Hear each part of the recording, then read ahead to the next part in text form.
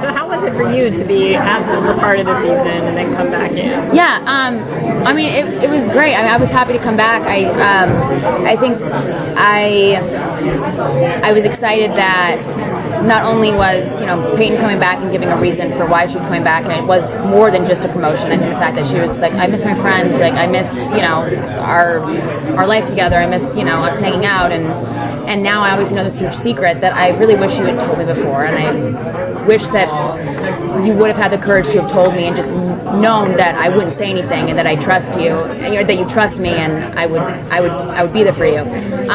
But I think that she was able to easily forget that. It just took time. It took some healing. So being on that Italian getaway for a couple months, which actually is hilarious. I actually did get married in Italy during the time that was happening. I'm not even kidding you. And I emailed Rob Thomas and I was like, hey, my hair's kind of blonde, like slightly blonde, because I've been in the sun and I've been in Italy for a month, honeymooning and everything. And so I was like, do I need to cut my hair back and dye it back to dark? He's like, no, it's fine. We're making Peyton be on a Europe trip, so that's perfect. And I was like, oh, that's really funny.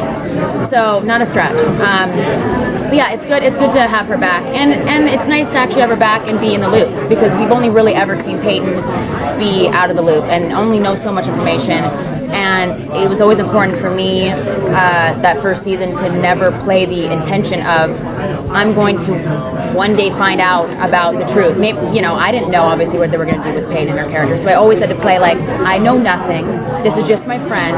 There's nothing weird or strange going on. Yes, she's acting kind of bizarre, but she's obviously had a mental breakdown from the boat accident, and that's all I know. So I had to keep reminding myself, I don't know this whole other world that she knows about. I was saying that even in reading the episodes, I wouldn't try to get myself too deep in reading all the other subcontext, because I was just I need to focus on just what I know and my work. That's kind of, I'm totally shut off and in the dark in a sense. So it was fun to play this season knowing everything and being fully in the loop. It was a cool change. In fact, this season Peyton actually knows things that other characters don't know. Right, so right. Was it kind of fun to come back and not have your experience with the cast just be always through Rose? You totally. had a whole other subplot with Blaine. Yeah, and I was so used to also working, with Buckley and Rose and Raul. They were kind of my main, and then I was like, oh, now I'm having some scenes with Malcolm, and I'm having some scenes with Anders, and so that was a good way to switch up, just making storylines cross over with each other, and having a scene where I'm visiting Blaine at the funeral home. It was such a different world. I was like, wait, guys, I've never been on the morgue set. Everybody was like, what? I was like, no, guys, I've never been on it. I don't even I know what it looks like from the TV, right, but I've never been inside of it. And everybody was laughing that's so bizarre. So it was fun. Did you notice anything different coming back to the show that maybe it had changed at all, that the structure had changed, or sort of anything that you kind of noticed? Was it different at all for you as an actress the second time around? I guess the first season everybody's still kind of getting their feet wet with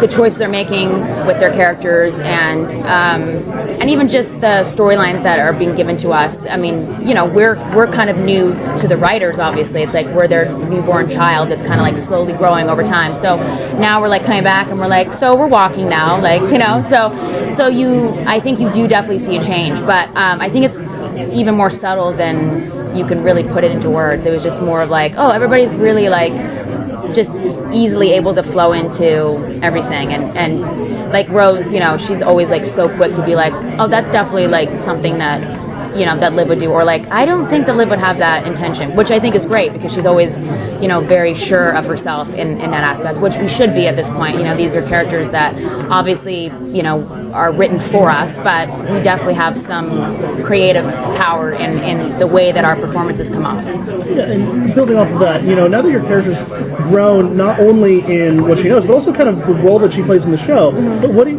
how has that changed how you approach the character from an acting standpoint? I mean, I definitely think it's changed how I've approached her as a character.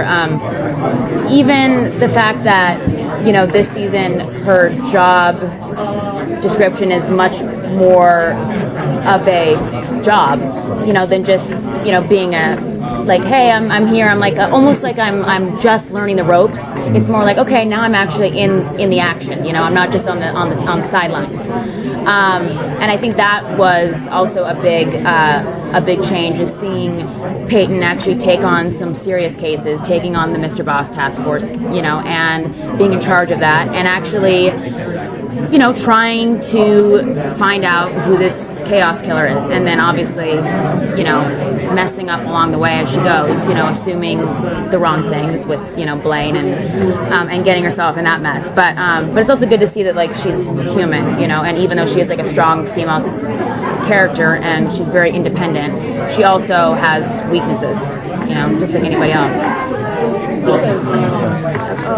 In the finale, Blaine is going to come to Peyton for a favor. Yeah. Is there anything you can say about that? Well, the last couple episodes are great because they're really high action. So there's like a lot of stunts, a lot of zombie. You'll see a lot of zombie. And basically with Blaine and Peyton, you see that they have this relationship. Obviously, there's a bit of a business transaction going on there, but he's not really giving her the information that she wants.